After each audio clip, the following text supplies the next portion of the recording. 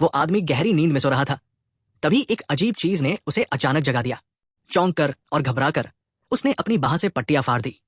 उसे ये देखकर बहुत बुरा लगा कि घाव पर तंतु उगाए थे। ये पता लगाने की कोशिश करते हुए कि ये क्या है, उसने इसे बाहर निकालने के लिए हाथ बढ़ाया, लेकिन अगले ही पल उसकी बाह में एक बड़ी दर्दनाक गांठ बन गई। अब पूरी तरह से घबराकर उसने कैंची पकड़ी और सूजे हुए हिस्से को काट दिया। अंदर उसने पाया कि उसके मांस में एक बीज फंसा हुआ है।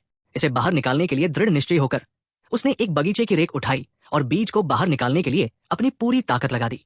फर्श पर पड़ी अजीब चीज को घूरते हुए उसने जल्दी से इसे कांच के गुंबद से ढक दिया। अभी भी सवालों से भरा हुआ, उसने एक सहकर्मी को बुलाया जो वनस्पति शास्त्री था और सावधानी पूर्वक उस वस्तु के बारे में विस्तार से बताया। उसे लगा कि यह कोई अज्ञात पौधा हो सकता है, लेकिन उसके सहकर्मी ने कुछ अप्रत्याशित कहा। यह एक मांसाहारी प्राणी था। अब और भी अधिक भ्रमित और भयभीत आदमी ने परीक्षण के लिए एक सफेद चूहे को पकड़ लिया। जब उसने चूहे को बीज के ऊपर रखा तो एक विचित्र और भयानक घटना घटी। एक पल में बीज ने बहुत अधिक बल के साथ हमला किया।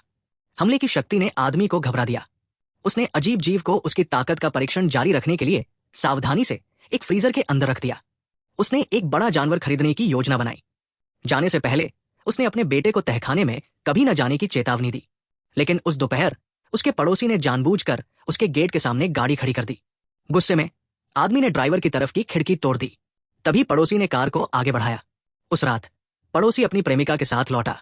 उसने बदला लेने के लिए तहखाने की खिड़की को लात मारी और चीजों को तोड़ने की योजना बनाई, लेकिन प्रेमिका ने उससे असहमति जताई और चली गई। पड़ोसी अकेले ही अंदर घुस गया। अंदर अजीब पौधे देखकर उसने गुस्से में तहखाने को तोड़ना शुरू कर दिया। बहुत बड़ी गड़बड़ी करने के बाद उसने तबाही की तस्वीरें लेने के लिए अपना फोन निकाला, लेकिन तभी फ्रीजर का ढक्कन अपने आप खुल गया और अगले ही सेकंड में कई घंटों बाद उसकी गर्लफ्रेंड उसे खोजने के लिए घबराई हुई लौटी। उसने बार बार उसका नाम पुकारा, लेकिन किसी ने जवाब नहीं दिया। कोई विकल्प न होने पर वो तहखाने में चली गई। मंद रोशनी और अजीबोगरीब आवाजों ने उसे बेहद बेचैन कर दिया। अचानक एक चिपचिपा हाथ उसकी ओर बढ़ा। फिर छाया से एक राक्षस प्रकट हुआ। गर्लफ्रेंड ने चीख मारी और वही बेहोश हो गई।